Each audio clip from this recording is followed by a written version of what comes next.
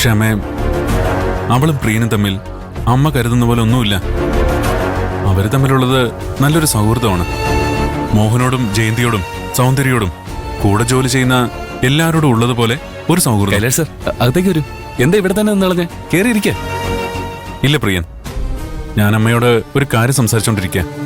മുഴുവൻ കേട്ട് കഴിഞ്ഞിട്ട് അമ്മ തീരുമാനിക്കണം ഞാൻ കയറിയിരിക്കണോ അതോ തിരിച്ചു പോകണോന്ന്. പ്രിയനും പാർവതിയും തമ്മിൽ സൗഹൃദത്തിനപ്പുറം മറ്റൊരു ബന്ധമില്ലേന്ന് അമ്മ ചോദിച്ചാൽ ഉണ്ടെന്ന് തന്നെയാ ഞാൻ പറയാ.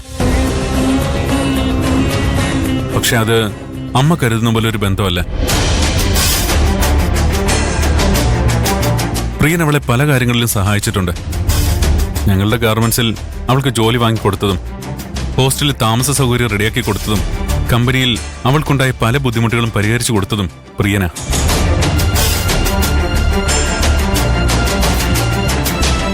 അതുകൊണ്ട് തന്നെ ഞാൻ മനസ്സിലാക്കിയെടുത്തോളം ഒരു ലോക്കൽ ഗാർഡിയന്റെ സ്ഥാനമാണ് പ്രിയന് പാർവതി നൽകിയിരിക്കുന്നത്.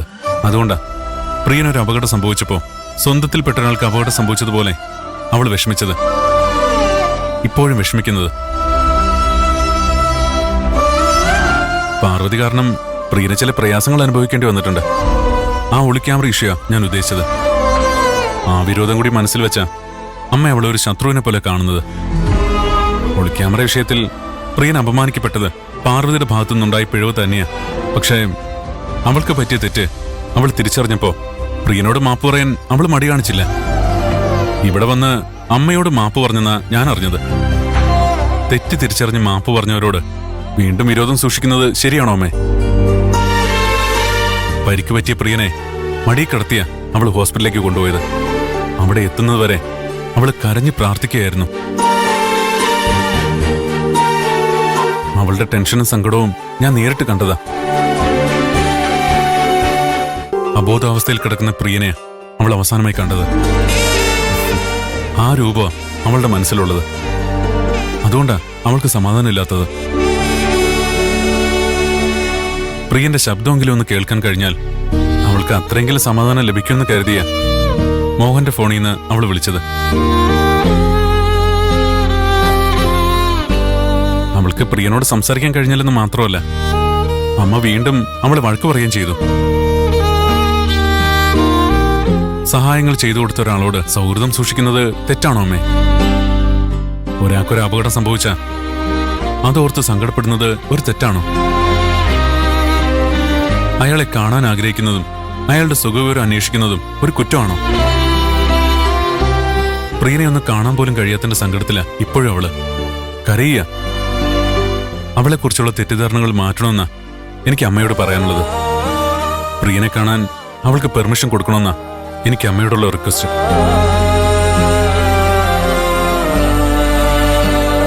ഇത് രണ്ടും സമ്മതിച്ചാ ഞാൻ ഈ വീട്ടിൽ കയറിയിരിക്കും. അമ്മയുടെ മറുപടി അനുകൂലമല്ലെങ്കിൽ ഇതിന്റെ അപ്പുറത്തേക്ക് ഞാൻ കാലെടുത്ത് വെക്കില്ല. ഞാൻ തിരിച്ചു പോകും. അമ്മേ, സമ്മതമാണെന്ന് പറ. കയറിയിരിക്കാൻ പറ. സാറ് കയറിയിരിക്കെ. പാർവതി എന്റെ കൂടെ ഉണ്ടായിരുന്നെങ്കിൽ അവളോടും അമ്മ കയറിയിരിക്കാൻ പറയോ? അവളെ വിളിച്ചു പറഞ്ഞോളൂ, ഞാൻ തടയില്ല. പാർവതി എന്റെ കൂടെ വന്നിട്ടുണ്ട്.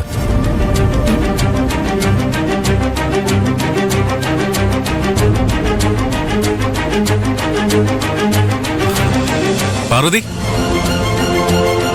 വന്നോളൂ.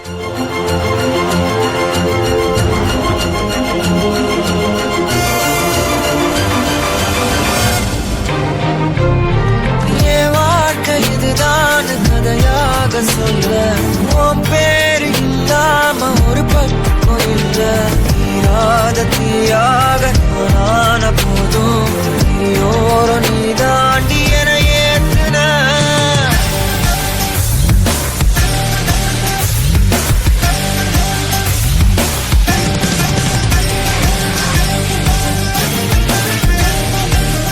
സാറ് കയറിയിരിക്കൂ.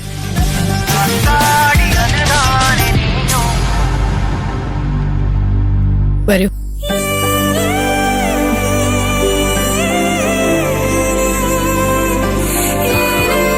ഇരിക്കു സാറേ, ഇരിക്കു. പറ. ആ ഞാൻ ആദ്യമായിട്ടാ ഇവിടെ വരുന്നത്. കുടിക്കാൻ എടുക്കട്ടെ എന്ന് എന്താ ചോദിക്കാത്തെ? ഞാനത് ചോദിക്കാൻ വരികയായിരുന്നു. ആ എനിക്കൊരു കോഫി. പാർവതിക്കോ? അയ്യോ എനിക്കൊന്നും വേണ്ട. പാർവതിക്കും ഒരു കോഫി. ഇപ്പൊ കൊണ്ടുവരാം. നിങ്ങളെ സംസാരിച്ചിരിക്കെ. വാ മോളെ. പ്രിയനെ കാണാൻ കഴിയാത്തതിന്റെ സങ്കടത്തിൽ കരഞ്ഞുകൊണ്ടിരുന്ന ആൾക്ക് പ്രിയനെ നേരിട്ട് കണ്ടപ്പോ മിണ്ടാട്ടോ ഇല്ലല്ലോ. പ്രിയനോട് നിനക്കൊന്നും ചോദിക്കാനില്ലേ പാർവതി? ഇപ്പൊ എങ്ങനെയുണ്ട്? വേദനയൊക്കെ കുറഞ്ഞോ? ഒരു തൈലം കിട്ടി, അത് തേച്ചതുകൊണ്ട് വേദനയ്ക്ക് നല്ല കുറവുണ്ട്. തൈലോ? എന്ത് തൈലം? അത് വേദന സംഹാരി എന്ന അതിന്റെ പേര്. എനിക്ക് വളരെ വേണ്ടപ്പെട്ട ഒരാളെ എത്തിച്ചെന്നതാ. ഓ അങ്ങനെ. രാത്രി ഉറങ്ങാൻ പോലും കഴിഞ്ഞില്ല.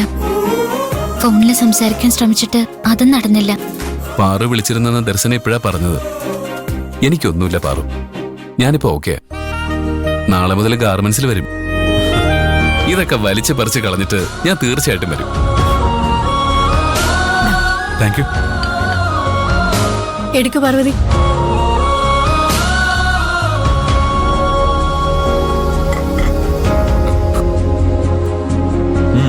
നല്ല കോഫി അല്ല പാർവതി? ഉം. പാർവതിയുടെ മുഖം ഒന്ന് തെളിഞ്ഞു കണ്ടു. എന്നാ ഞങ്ങൾ ഇറങ്ങട്ടെ. പോയിക്കോട്ടെ പ്രിയൻ ചേട്ടാ. അമ്മേ ഉം.